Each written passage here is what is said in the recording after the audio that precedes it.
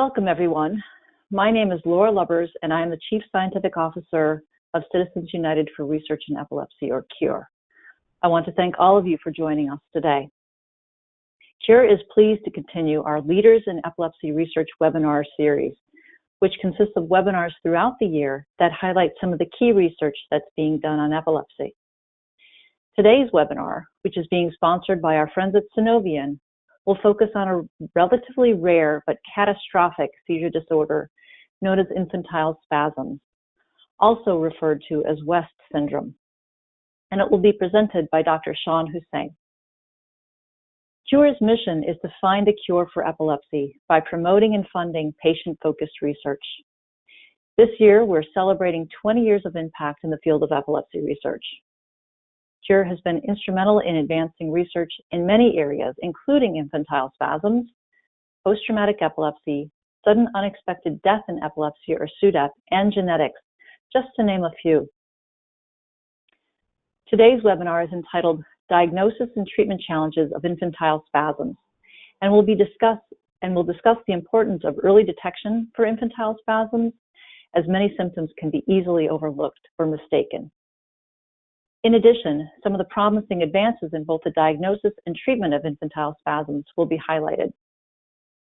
Dr. Sean Hussain is an assistant professor of pediatrics at UCLA.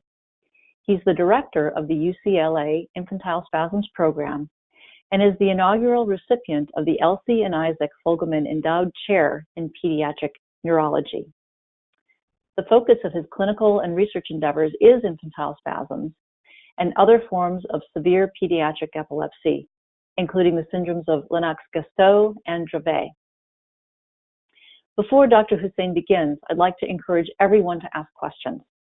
You may submit your questions anytime during the presentation by typing them into the Questions tab of the GoToWebinar control panel and clicking Send. My colleague from CURE, Brandon Laughlin, will read them aloud during the Q&A portion of the webinar. We do want this webinar to be as interactive and informative as possible. However, to respect everyone's privacy, we ask that you make your questions general and not focused on a specific loved one's epilepsy. I also want to mention that today's webinar, as well as all previous and future webinars, will be recorded and available on the CURE website. So with that, I will turn it over to Dr. Hussain. Thank you for the kind introduction. So we're going to be talking about current challenges in diagnosis and treatment, but we will emphasize challenges in treatment.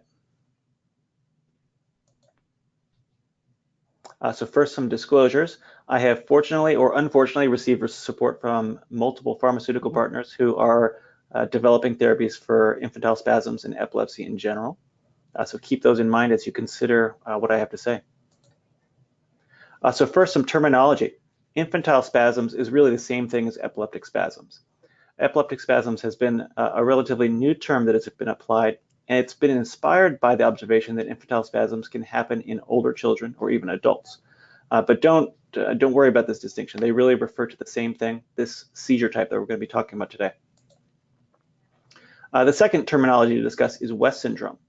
So traditionally, this refers to a triad of infantile spasms, hypsarrhythmia, and developmental delay.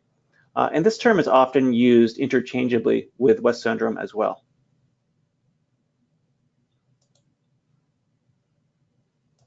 I'll try to advance here. Ooh.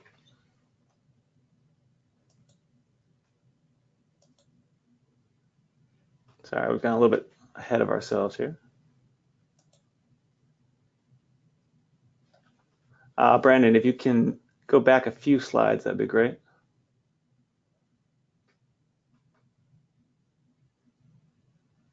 One more. Okay. So West syndrome includes infantile spasms, hypsarrhythmia, and developmental delay. And let's quickly just talk about what hypsarrhythmia is. So here we have two panels. The panel on the left is normal-looking brain waves in an infant. And you can see that they are discernible. You can follow each line across the screen. And in contrast, hypsarrhythmia is the typical pattern that's most often accompanying infantile spasms. And it's very high voltage. And this refers to the very tall and disorganized pattern of these brain waves. And you can't really follow an individual line across the screen without getting mixed up. This chaotic pattern has a lot to do with why development is interrupted in infantile spasms. It's just that the brain is not in a calm situation to learn and develop. When you think about the development of children at the time that infantile spasms begin, about half are normal and about half are abnormal.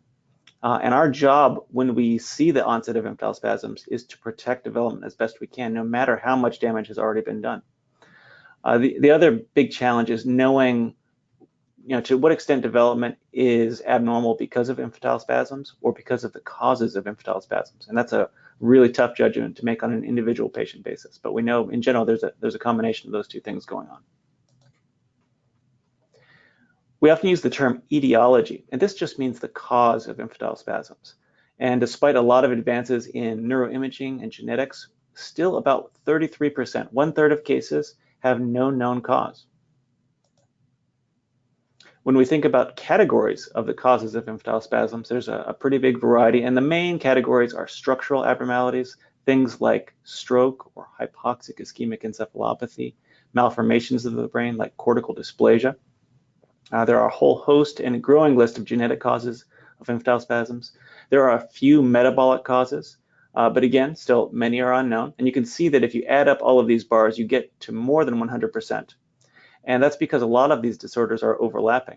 So disorders like tuberous sclerosis have structural abnormalities and a genetic basis. And you can see that in this rather complicated Venn diagram showing the overlap of these different categories. When we look at very specific causes, we see that the number one category is unknown cause. But among those top 3 known and identified causes of infantile spasms, we have FCD, or focal cortical dysplasia, tuberous sclerosis complex, or TSC, and HIE, which is hypoxic ischemic encephalopathy. And this refers to a stroke in the newborn period. So there have been pretty big advances in genetic testing, and that has really been leveraged to improve the diagnosis of epilepsy. But I would still say we have a long way to go. And when we think about the different testing and modalities available, they range from kind of the easier and cheaper testing, and usually what we call first-line testing, which is the chromosomal microarray. And that is seems like a complicated name, but it really just refers to a relatively easy way to look for extra pieces of DNA or missing pieces of DNA, which can explain the presence of developmental problems or infantile spasms. The yield of this testing, though, is rather low. It's only about 5 or 10%. When we do suspect a genetic cause, the next step is usually something we call an epilepsy gene panel. And this varies depending on which company or university is conducting the testing, but it typically involves the sequence of about 100 genes associated with epilepsy.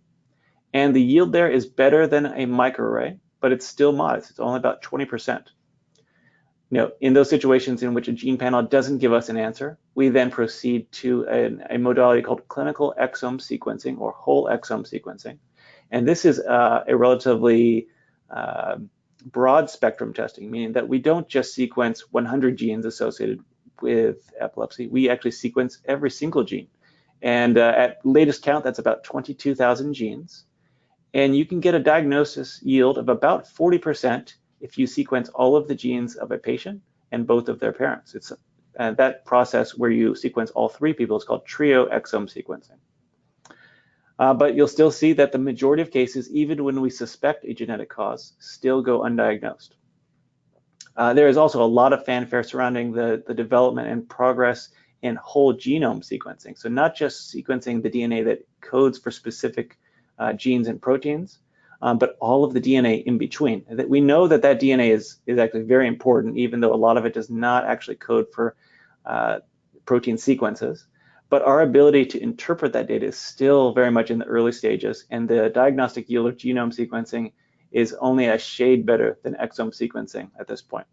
However, I hope that I give this same lecture in 10 years and that green bar on the far right is closer to 100%. Well, we'll see how well we can do. But I would also remark that in the last generation, all of these bars were essentially non-existent. 25 years ago, our ability to find isolated genetic causes of epilepsy was quite modest. So how are kids doing with infantile spasms? If you fast forward to age 2, I would say we're just doing okay. Yeah, and that's probably an overstatement. Only about 20% of kids are normal or near normal at age 2, and that reflects the kids who respond well to treatment, who have pretty prompt diagnosis of their epilepsy, and who have causes of infantile spasms that are themselves not terrible. On the other hand, about 10 to 20% of kids have deceased by age 2. And that's usually not because of infantile spasms. It's usually because of complications of the disorders which also caused infantile spasms. So that may be inspiring a little bit of excessive fear in the viewers. What is troubling to me is that the great majority of patients are not normal and are often suffering sequelae like intractable epilepsy, other forms of seizures in epilepsy, a lack of normal development, and many of these children are at substantial risk for autism. And we're trying to figure out why that is, and if we can, even in those cases where we can't control seizures, is there a way to still improve development and reduce the risk of autism? So here, I want to highlight the urgency of the diagnosis of infantile spasms. So this is a plot of development, and this is one particular developmental scale called the VABS, or Vineland Adaptive Behavior Scales. In general, average is 100. You can see that on the x-axis here. And it ranges from 0 to infinity, but the vast majority of patients are in this 70 to 130 range, and that's what we call normal development. Now, in comparison to kids who have diagnosis and the beginning of treatment in less than 7 days, in less than 1 week, that's the goal. If you wait just 1 week more, those kids will lose about 7 points on their development. I'm sorry, about 4 points on their development just by waiting a week. And when we compare that to patients who wait even 2 weeks longer, they lose another 4 points. And if we go forward in even another month, there's another 4 points of loss. Anything over that, over 8 weeks, another 4 points are lost. This is a tremendous developmental loss that has nothing to do with treatment response. This is just an effect of diagnostic and treatment delay. So one of our big struggles is not only to come up with better therapies for infantile spasms, but we need to be on the ball. We need to identify infantile spasms quickly, and we need to treat them aggressively. And there can't be any delay, because that is just adding fuel to the fire. So with that said, how are we doing? You know, we don't actually have good data internationally. I'm just sharing UCLA data right here. We surveyed 100 consecutive patients at our center. We saw that about a third had prompt diagnosis and treatment. About a third were poor in this 2 to 8 week range, where they were suffering substantial developmental loss just because of delay. And then about a third had just what I would call abysmal delays in diagnosis. So clearly there's room for improvement, and we really need to spread the word about infantile spasms, what these seizures look like. You know, one big question was, well, why is this happening? You know, before we did the survey, we suspected that there might be effects on, you know, as a function of insurance type, like maybe patients with bad insurance are having delayed access to care. Maybe patients with low socioeconomic status, low wealth or income, maybe they are disadvantaged in some way. Maybe specific racial or ethnic groups are suffering disproportionate delays. Maybe patients who live in rural areas, because they don't have close access to the big city, maybe there's a delay in diagnosis on that basis. But we actually saw none of these. Really all we saw was that the parents of children with infantile spasms who prefer to speak other languages in the home had delayed diagnosis and treatment. And in general, at any given time after the onset of spasms, those folks were about half as likely to have a diagnosis and begin effective therapy for infantile spasms. But the real big one is lack of physician awareness of infantile spasms. And this is something that I bet a lot of the viewers of this webcast already know, that they had been to multiple pediatricians who didn't know what infantile spasms were, didn't know what to make of a video that was provided to them, or weren't able to coordinate a prompt neurology visit. Or maybe it was an emergency room physician who was falsely reassuring, or maybe it was a neurologist who also didn't know what infantile spasms were. So, you know, top to bottom, we need to increase awareness of infantile spasms. People need to know what infantile spasms look like. And I think that's a big challenge. Infantile spasms simply don't look like what most of us conceptualize as a seizure. Certainly not what is presented in the media. Okay, so let's begin and talk about some of the treatments for infantile spasms, what we have, what we don't have. So when we think about the big three, we're usually talking about hormonal therapies and specifically ACTH or adrenocorticotropic hormone. It's actually a protein that's made in our brains, and it has many functions, and it is effective in treating infantile spasms. The second is Vigabatrin. This is a drug that increases brain levels of an inhibitory neurotransmitter called GABA. So we know how this one works. And the third to talk about is surgery. Let's take a look at these effectiveness rates. So for ACTH, it's about 55% effective. And I have to comment that the range of reported effectiveness rates are all over the place. There are studies in which the effectiveness was as low as 15%, others where it was 100%. So there's a big spread. But these data reflect some very contemporary observations from the United States National Infantile Spasms Consortium. So there are now about 40 centers who are sharing data, and this reflects a pretty good estimate of nationwide experience in the United States. So the response rate to ACTH is about 55%, Vigabatrin is about 36%. Surgery is upwards of 70%, but we have to remember that the folks who get surgery are those who are good candidates for this. When we think about the side effects of these therapies, they are impressive, unfortunately. So when we think about ACTH, there is risk of profound immune suppression, which can lead to potentially even lethal infections. Little infections like an ear infection can become a serious pneumonia or meningitis. There's actually some risk of death that accompanies that. It's probably on the order of 1 in several hundred patients, or maybe 1 in 1,000 patients. There's also risk of high blood pressure, and blood pressure usually has no symptoms. So in the beginning, you can have actually extraordinarily high blood pressure in an infant and have no symptoms whatsoever, but that poses some risk of congestive heart failure or heart failure, and that is also potentially lethal. So it is absolutely important for anyone who is beginning hormonal therapy with ACTH or other hormonal therapies that they avoid children or others who are sick, and that blood pressure is monitored closely during that treatment. With Vigabatrin, there is risk of vision loss, and we're going to talk about that in more detail. It's certainly a scary side effect for any parent contemplating therapy for infantile spasms. And in surgery, obviously, you need to remove some brain. So let's talk about that a little bit. So when we evaluate patients for surgery, there are 3 main tests that go into that equation. The first is the EEG, and this is a picture of hypsarrhythmia.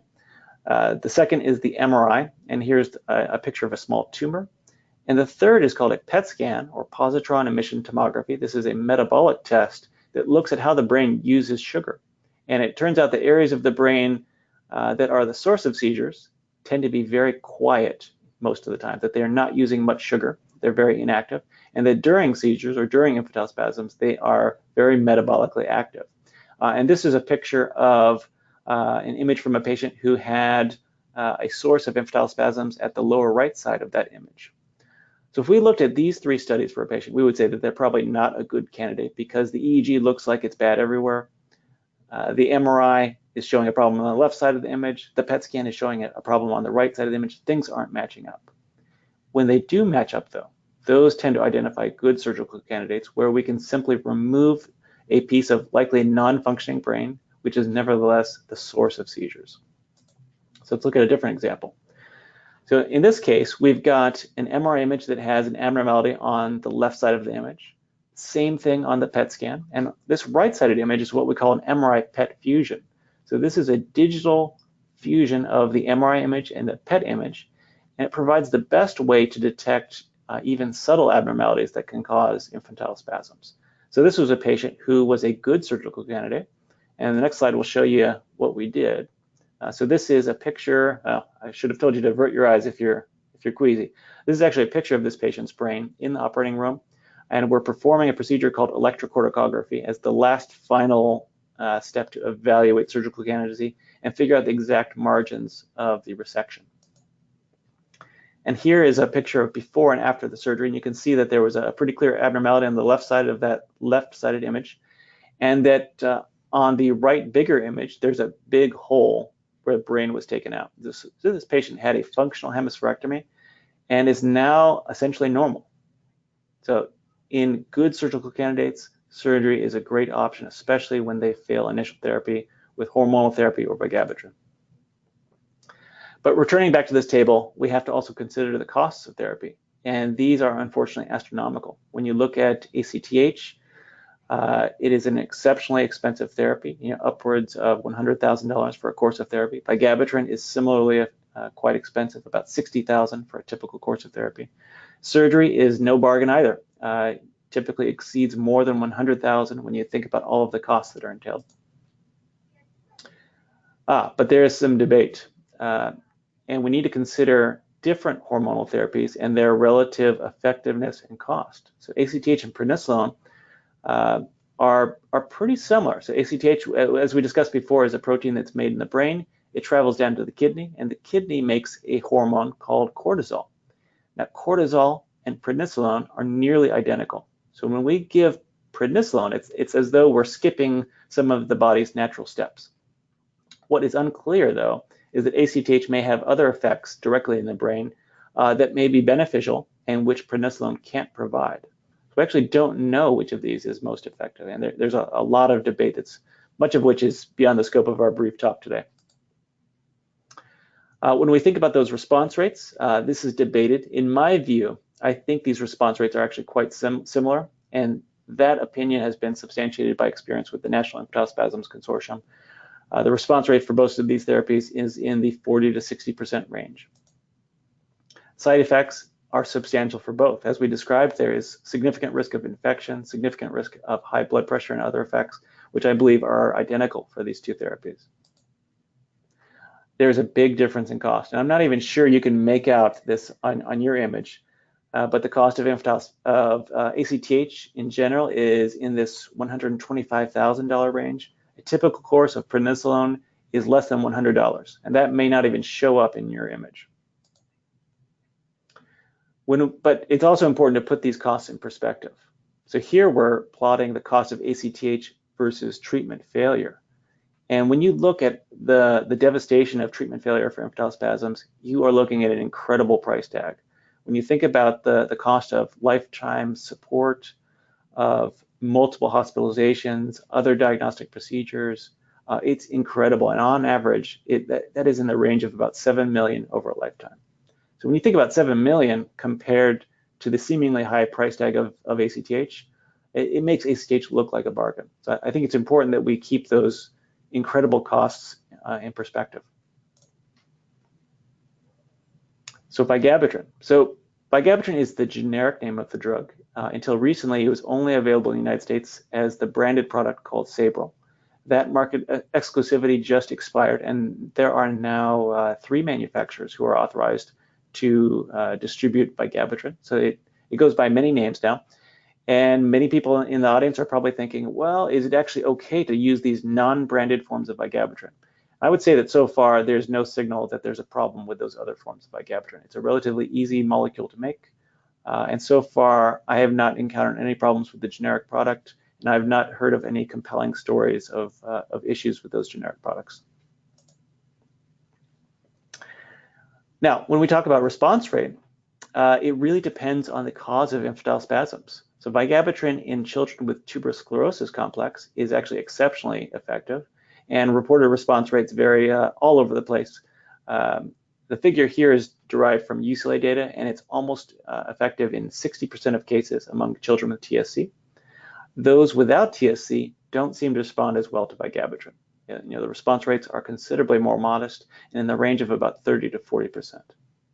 So on the whole, this is less effective than hormonal therapy. Now, what Vigabatrin is notorious for is the risk of vision loss, and that is certainly a scary side effect. And when we prescribe this therapy, we actually have parents sign a contract, acknowledging that they're aware of this risk and that the risk of vision loss approaches 33%. That's really a little bit of a misstatement, though. What we have discovered in the years since Vigabatrin was approved in the United States is that vision loss risk is very different depending on the age of a patient. And though while that risk does approach 1/3 of cases among adults and older children who take Vigabatrin, the risk in infants seems to be much lower. So in a series where we evaluated more than 100 patients at UCLA who took Vigabatrin. We actually couldn't find a single patient with clinically meaningful vision loss. So we've got this big discrepancy where on the one hand, we're saying that, well, at our center, no one has vision loss, and yet we're making you sign a contract that says there's a 33% risk of vision loss. And I would just point out that the risk of vision loss very much depends on age and the dosage regimen. So lower dose regimens probably have lower risk, higher dose regimens have higher risk. And certainly in the treatment of infantile spasms, with most of those patients being infants, the risk of meaningful vision loss is pretty low. And though while we didn't see substantial rates of vision loss in our series, what we did see were substantial rates of what we call MRI phenomena or MRI abnormalities. So when you take an MRI of the brain, you get a picture that is gray and white. And it turns out that about 20% of kids who are taking Vigabatrin will have this color change in those images. And we're actually not sure what that color change represents. But here in panel A, we've got these two egg-shaped things in the middle of that brain, and those are called the thalami, a really important part of the brain, and they are bright white, and those are abnormally white. And this is a picture taken from a patient who was taking Vigabatrin and had what we call profound encephalopathy, where the kid was just not awake, was not interactive, and it was because of this Vigabatrin effect. And when we stopped the drug, we took another picture and saw that bright white egg-shaped structure in the center turned back to its normal dark gray, and the patient improved pretty promptly. So this is certainly a noteworthy side effect of Vigabatrin, and it is something we should worry about much more than the vision loss, in my view. Okay, so that overall risk is about 20%. It seems to be related to high dose. It may also be related to the combination of hormonal therapy. But the big thing, the take-home message here, and I think the big challenge in getting your head around Vigabatrin is realizing that we shouldn't be worried about the risk of vision loss. We shouldn't be worried about the risk of these MRI effects. Really, the biggest problem with Vigabatrin, and frankly with any therapy for infantile spasms, is that they're all inadequately effective. And the risk of lack of response really trumps all of these other concerns. Okay, so to summarize it a little bit, it looks like the hormonal therapies are vastly more effective than Vigabatrin for most cases. But a contemporary thought is, well, even though one seems to be better than the other, why not combine the two? Is it true that using Vigabatrin and a hormonal therapy, whether it be ACTH or prednisolone, maybe that combination is far more effective than hormonal therapy alone or more effective than Vigabatrin alone? And this seems to be exactly the case. So it's only one study, but it was an incredibly large infantile spasm study across multiple countries. It was called the International Collaborative Infantile Spasm Study. And they pretty clearly demonstrated that short-term response to the combination therapy was much more effective. We saw that response rates were substantially better, 72% for the combination of hormonal therapy and Vigabatrin, compared to 57% for hormonal therapy alone. However, whenever we think about studies that evaluate treatments, it's nice to have multiple studies that show the same thing. And for the moment, we only have one. The second important point is that we don't have long-term outcomes for these patients. So we don't actually know that the short-term improvement in response rate, when we looked at a few weeks to a few months after therapy, that was certainly better for the combination therapy group, but we don't know that these patients are actually doing better later in life. So we'll have to stay tuned and see how these patients do. There is also a confirmatory trial that's going on now in the United States. So hopefully within a couple of years, we'll have two studies that show the same thing, and it can assure us that this combination therapy approach actually provides better effectiveness. So when we weigh these two options, whether to use prednisolone or ACTH and Vigabatrin sequentially or alone, compared to the combination therapy on the right, we have to not only think about the response, we have to think about the cost of therapy. So on the left, if we're using these therapies sequentially, there's lower cost because a lot of patients will respond just to the first therapy and never need that second therapy. There seems to be lower risk of the MRI phenomena if Vigabatrin is taken alone rather than with hormonal therapy. The other big problem is that we won't know what worked if we treat patients with two therapies at the same time. And, in general, we like to do one thing at a time so that we know if things are going well or if they're not going well, we'll know why that is. When we use combination therapies and someone responds, well, we won't know whether it was the hormonal therapy or the Vigabatrin. But for me, it's really the last one that is the trump card. And I would just say that the improvement in response appears to be substantial, and that really trumps those other three concerns. We shouldn't be worried about the cost of therapy, the risks of these reversible MRI phenomena, and if things are going well, it's a good problem to have that you just don't know why they're going well. The chief concern here is just to have the best response possible. And for me and at UCLA, we have embraced that and have adopted combination therapy for first-line treatment. So this is a complicated slide, but the take-home message is that at diagnosis, right off the bat, we start prednisolone and Vigabatrin together. We give that option 14 days to work. We try to verify responses with an overnight EEG to show that hypsarrhythmia is gone and that spasms are definitely gone. And if it's not working, we exchange prednisolone for ACTH. We continue the Vigabatrin. And at that point, if it's not working, then we try other second-line therapies, and we'll talk a little bit about those now. The other point from this image is that we treat with Vigabatrin for a long time, with the growing impression that the risk of vision loss is modest in infants, and with the observation that those MRI effects are reversible and often asymptomatic. We feel pretty comfortable treating patients for a long time with the hope that continued Vigabatrin will reduce the risk of relapse. And as much as we talk about treatment challenges and trying to get an initial response, what we often gloss over is that the relapse rate is quite substantial for infantile spasms, and that if you follow patients out to about age 4, the cumulative risk of a relapse is about 50%. So if there are things we can do to reduce that risk, it's definitely worth it. Okay, it's pretty easy to make a broad statement about the second-line treatments, and that is that they are just inadequately effective. So among the popular options, we've got topiramate, which is called Topamax, zonisamide or Zonegran, clonazepam, and clobazam. It appears that these are not highly effective, and compared to Vigabatrin and hormonal therapies, they pale in comparison. Felbamate is an interesting one. It came out in the early 1990s, and when it first came out, it was looking like a very effective drug with broad spectrum action. There was actually a clinical trial for infantile spasms planned, but upon the discovery that several patients had died on therapy, this drug almost fell off the market. And what was discovered was that several patients had died of fatal liver failure, and several patients had suffered deaths from a blood disorder called aplastic anemia. Now, what we've learned since then is that those risks are exceptionally small, that the risk is something like 1 in 10 to 20,000 exposures. And I would tell people, well, that is probably not something that you should be worried about if you're dealing with infantile spasms, because the risk posed by continued inadequate treatment of infantile spasms is far, far greater. So this is a therapy worth thinking about. My sense with limited data so far is that it is, just like the others, not as effective as Vigabatrin and the hormonal therapies. The next is the vagal nerve stimulator. This has not been rigorously studied in the setting of infantile spasms, but appears to have some effect. Next, there's a lot of debates surrounding the ketogenic diet. Numerous studies have suggested that there's at least modest and perhaps great benefit from the ketogenic diet.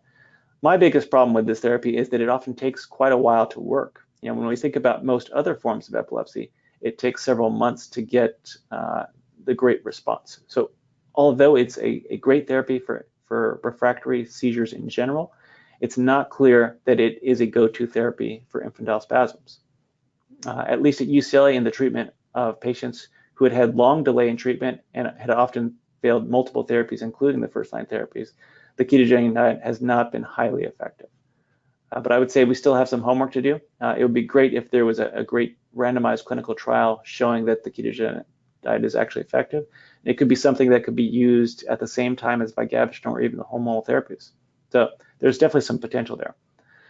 The topic that most people want to talk about at this point is cannabidiol. So we'll touch on this briefly.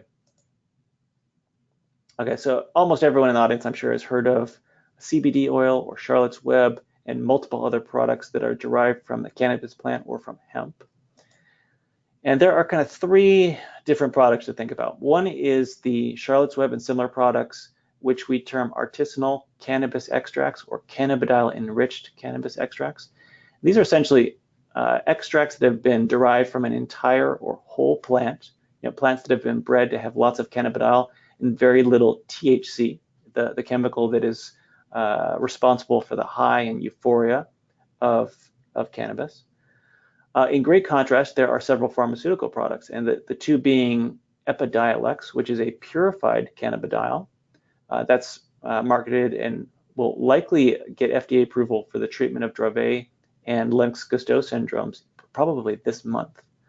They had been looking at infantile spasms, but it appears that research program has been shut down. And it's not clear whether that's because cannabidiol was simply ineffective in the treatment of those patients with infantile spasms, or if the manufacturer is really focusing on those indications which are nearing approval.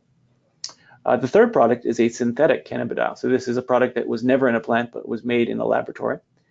And we'll talk about the clinical trials which I've been involved in that were sponsored by INSYS. So to back up a step, I think if you simply look online and read about cannabidiol, you would get the immediate impression that it is incredible, that it's working for everybody, that it's a miracle. And it's relatively rare to identify a report online that it didn't work. If in contrast, you were a fly on the wall in our pediatric epilepsy clinic, you might get the opposite impression, that almost everybody had tried it and that it wasn't working across the board, except for a few where it did work. And it's actually those few highlighted by this gray quote that have kind of really inspired that interest in pharmaceutical development.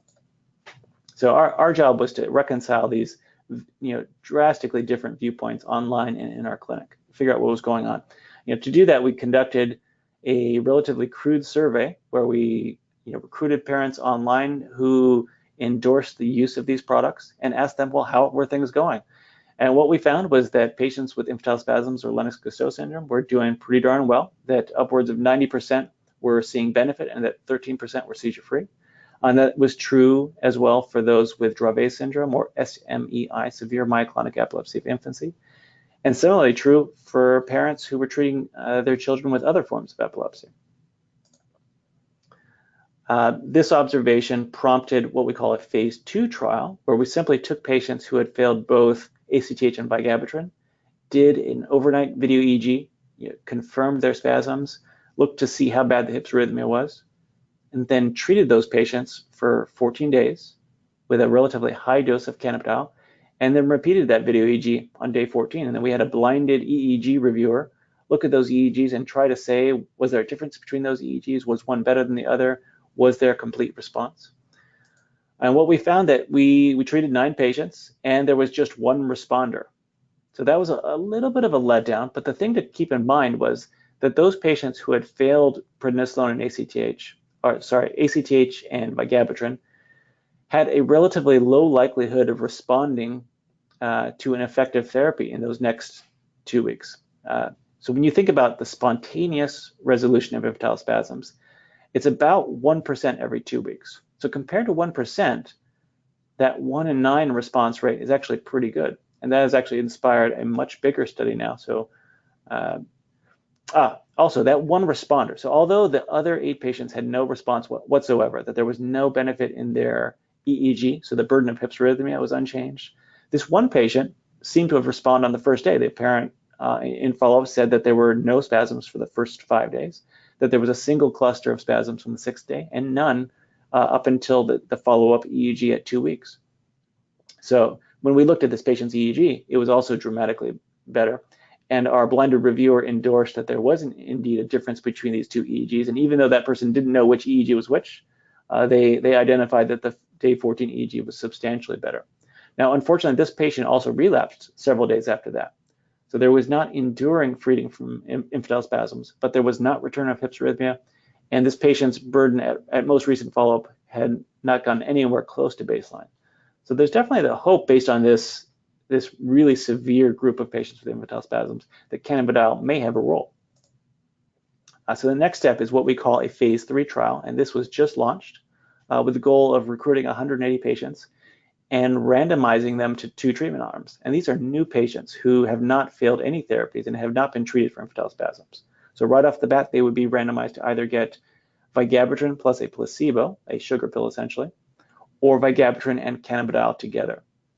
with the same treatment parameters, be treated for 14 days and have a video EEG after that treatment, and compare those two groups and try to get even more confident that cannabidiol is effective, hopefully. We shall see. This study will likely take a couple years to complete, though. So in the meantime, we have to do what we can with available therapies. And to summarize that development, Epidiolex, or pure cannabidiol, manufactured by GW Pharma, they have at least paused or discontinued their development of cannabidiol for infantile spasms. But Insys is plowing ahead and has just launched their phase 3 trial. So hopefully the next time we do this presentation, we'll have an FDA-approved product for infantile spasms. And it's awfully clear that we are in need of further therapies. So I want to leave you with a few key points. The first is that the hormonal therapies, namely prednisolone and ACTH, are most effective. Combination therapy, meaning hormonal therapy and Vigabatrin, may be superior. At least in the short term, appears that they're clearly superior. We just don't know if those benefits extend into the long term, into the later childhood and adulthood. Surgery is an excellent option for those patients who are good candidates for therapy. Unfortunately, all other therapies, the so-called second-line therapies, have pretty limited effectiveness. But that doesn't mean you shouldn't try them. Our approach is that when patients fail prednisolone, ACTH, Vigabatrin, if they are not good surgical candidates, we cycle through those second-line therapies, and it's actually not uncommon to get a responder to at least one of those therapies. The big key message is that you can't hang on to any one therapy too long. In general, if you're not responding to a therapy within a couple weeks or a month, it's time to change that strategy. And last, the cannabidiol development is promising, but we still have a long way to go. Definitive trials proving that it's effective in the context of infantile spasms still have at least a year to go. And lastly, I think my parting words would be, don't be afraid of the side effects, costs, and other issues that surround these medications. Your biggest concern should be the eradication of infantile spasms. And the biggest problem with our first-line therapies, our second-line therapies, and even surgery is that it's not always effective. So don't focus on these medications. Focus on eradicating infantile spasms. And with that, let's pause and see if we've got any questions. Thank you, Dr. Hussain. We'll now begin the Q&A session. Again, if you have any questions, please submit them in the Questions tab of the GoToWebinar control panel and click Send, and Brandon will read them aloud. Brandon, do you have any questions? We sure do. The first question is more of a clarification for you, Dr. Hussain, and that is, so if you can stop the spasms, if you're lucky enough to actually stop the spasms and normalize the hypsarrhythmia, does that translate into preservation of normal development? It's a tough question, actually. So that is certainly the goal of therapy in the short term. And it seems to be pretty clear that if you don't completely abolish spasms and if you don't completely abolish hypsarrhythmia, that development will not be good. I think about the cohort of patients who are followed at UCLA. We follow almost 500 patients, and I can't think of a single one who had a long-term burden of infantile spasms or a long-term burden of hypsarrhythmia and did well. I would say that in order to get a good developmental outcome, you have to abolish spasms, you have to abolish hypsarrhythmia, and you have to be a little bit lucky. You have to have a cause of infantile spasms that is not itself something that can damage development. But in short, I would say you simply can't tolerate any infantile spasms or hypsarrhythmia. If either of those are present, it means that you need to try a different therapy. Great. And you actually answer my next question within that answer. Next question comes, if a child has no known cause after gene panels, but is doing pretty well, seizure and med-free for several years, would you still recommend further genetic testing? It's tough. The answer to that question has to be pretty individualized. I would say for that individual patient, usually the answer is no. The odds of us identifying a meaningful genetic abnormality that impacts our treatment, that would tell us to begin or stop a therapy, is actually very, very low likelihood at that point. On the other hand, if the parents are thinking about having another kid, it would be very nice to do that genetic testing and get a sense of whether there is any risk posed to the next child. There is unfortunately very little data about the risk in general. I would just say, in thinking about our cohort here at UCLA, of nearly 500 patients, there have been only a couple cases in which a sibling also had infantile spasms after the first child. So I'd say overall that risk is pretty low. But I would say, if it was me, I would want to do that genetic testing and figure it out. But I would also point out that there are risks of genetic testing. That sometimes you might find out that a child or sibling or even the parents are at risk for some other disorder that might be associated with infantile spasms. So certainly it's a big discussion, a difficult decision often, and you got to go into that decision-making process knowing all the risks and benefits of genetic testing. Great, thank you. The next question, if the first course treatment was determined to not be effective or to be a failure, does this equate to a delay in treatment options and poor prognosis for future development? Ooh, that's a tough question. We don't actually know the answer. My sense is that there are two things going on. One is the delay in encountering an effective therapy. That probably poses some risk, but we don't know how much. The other observation is that once you fail that first therapy, it probably identifies that child as somebody who has overall worse infantile spasms and may be at risk for bad outcomes on that basis. So the short answer is I don't know, but the second answer is that it doesn't matter. If you've got ongoing spasms, you just got to change your treatment approach and be aggressive. Don't be afraid of those side effects and focus on eradicating infantile spasms. Great, thank you. Next question's sort of a two-parter. Is surgery only considered when seizures don't respond to certain medications? Or can it also be an option when the MRI and PET scans indicate a specific portion of the brain that causes abnormal activity on an EEG, indicating a risk of seizures, even after hypsarrhythmia has been resolved? This is an excellent question. There is certainly no consensus in answering that. So I would point out a couple things. There are patients who have structural abnormalities, things like cortical dysplasia, who will respond to first-line therapy and not need that surgery. We have multiple in our cohort who responded to therapy and seem to be doing just fine.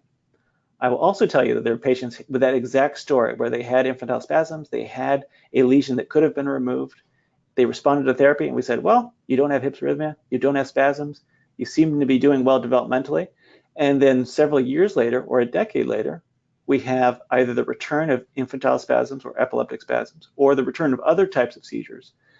And then when we start wondering, whoa, it would have been nice to have removed that piece of brain back when that patient was an infant, and when the risks and costs of therapy risks and costs of surgery would have been less. So I would tell you, it's a really tough decision. I think if you asked a neurosurgeon, they would be hard pressed to remove pieces of brain in a patient who did not have ongoing infantile spasms or ongoing hypsarrhythmia. But I'm not sure that's the right decision.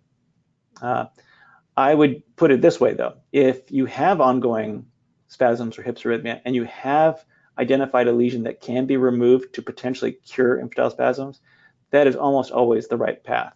We've seen that although relapse rates are pretty high across the board, they're much lower in those patients who are good surgical candidates and undergo a successful surgery. Great answer. The next question, you mentioned earlier about obviously the importance of immediate diagnosis. Now, just to clarify, is that from the first visible spasm or from the onset of hypsarrhythmia? She was wondering if there could have been hypsarrhythmia for weeks or months prior to the first visible spasm. That's a great question as well. It refers to the interval from the first identified spasm to effective treatment. And it's very possible that hypsarrhythmia is brewing or emerging or growing before that first spasm. And that's actually a big focus of ongoing research where we're trying to identify patients who are at risk and sequentially check their EEG every few weeks, looking for the possibility that hypsarrhythmia or infantile spasms are on the way. And that might be an opportunity to treat infantile spasms when they aren't as bad, where it hasn't blossomed, and there's maybe a higher opportunity to prevent them from ever happening at all. Great. The next question is regarding ACTH and the combination therapies? And what are the chances of stopping spasms with the combination therapy of ACTH and Vigabatrin if they've been going on for, say, 1.5 years? The odds are not great, but they're not zero. So when we look at the patients who are relatively fresh, the response rate is in the mid 70s, is our, about 75% is our best estimate. The odds of response after months or years of ongoing spasms, or especially with ongoing hypsarrhythmia, is considerably lower, but we actually don't have good estimates of what that risk looks like. But I will tell you, there have been plenty of patients who have had spasms for a year and had failed specific therapies like the first-line therapies, but when they were tried a year later, they did work. So I think it's worth consideration. Just because a therapy didn't work a year ago doesn't mean that it won't work now. Infantile spasms and hypsarrhythmia are a dynamic process, and they're changing. And just because it didn't work in the past doesn't mean that it won't work now. Unfortunately, the reverse is also true. You can imagine a patient who was diagnosed quickly, who responded to, say, ACTH, and that spasms return 6 months later. Just because they responded the first time doesn't mean that they'll respond the second time. Great. Interesting question here. If a child is diagnosed with infantile spasms, if the spasms are then brought under control, is this child more likely than the general population to develop epilepsy down the road? It's absolutely true. We don't quite know the magnitude of that risk, but I would say that it's pretty substantial. It also depends on the cause of epilepsy. So, for example, if a patient has one of the most common structural abnormalities that cause infantile spasms, something like a focal cortical dysplasia, the risk of epilepsy down the road in the absence of surgery is pretty substantial. It's probably in the neighborhood of 50 or more percent. But it really varies. It's hard to predict. I would just say that, yes, you're at elevated risk. You have to be on the lookout for the return of infantile spasms or the emergence of other types of epilepsy. Great. We have time for a couple more questions here. You mentioned a few times about the idea of vision loss with infantile spasms. Do you have any advice where delayed speech is concerned in a child who has suffered from IS? Can you say that again? When there's delayed speech, you said? Yeah, any advice where delayed speech is a concern in a child who has suffered from infantile spasms? I would say that is actually one of the most common concerns. So to the extent that infantile spasms and hypsarrhythmia can hurt development, it seems that they disproportionately affect language. And we actually don't know why that is.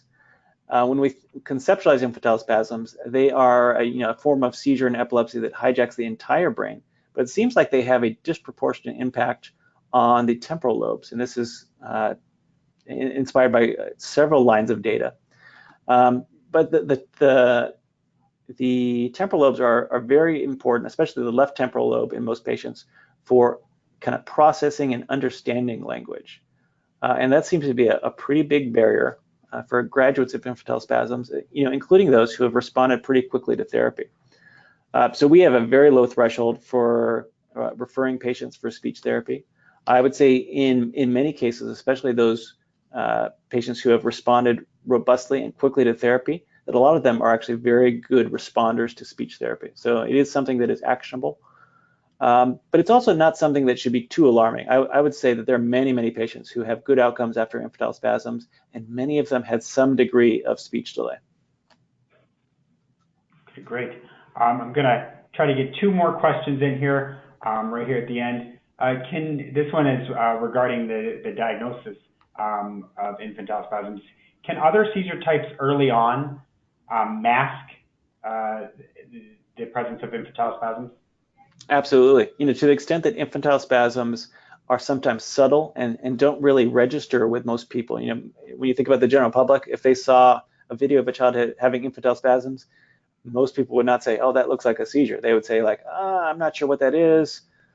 It's probably nothing. Maybe it's kind of infant heartburn or gastroesophageal reflux. They really don't register, and they don't really register on that fear meter. But when you think about most other types of seizures, they're rather dramatic, especially if you think about something like a generalized tonic-clonic seizure or a grand mal seizure. Those are much scarier, much more obvious.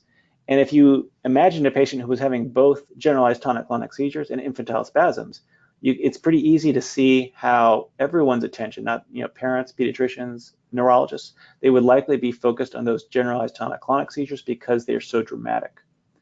And I would say that is also probably part of the challenge. We have to keep infantile spasms in mind as part of the possibilities of seizures in infancy. So when we teach our trainees, our residents and fellows, we're telling them that, look, this is an infant. You got to have infantile spasms at least in the back of your mind, no matter what kind of seizure they're showing you right now. Great.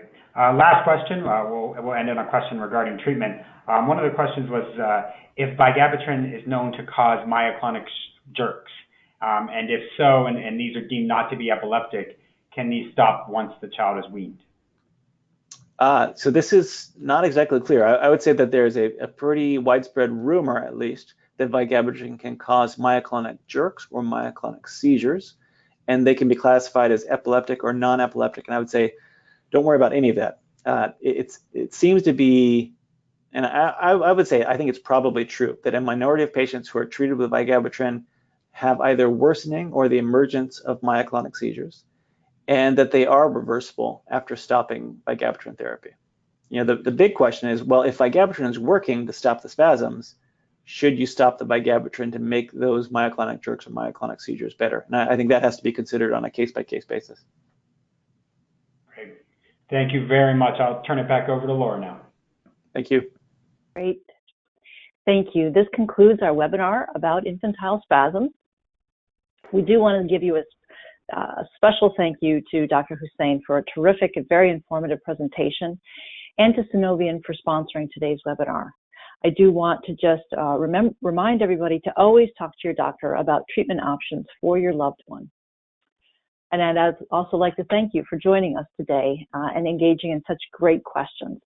If you do have questions about this topic or any of other Cure's research programs, please do visit our website at www.cureepilepsy.org or email us at info@cureepilepsy.org.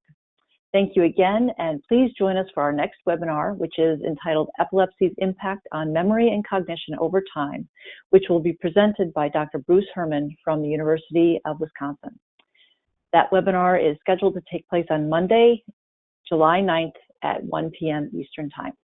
Thank you again for a great webinar, very informative.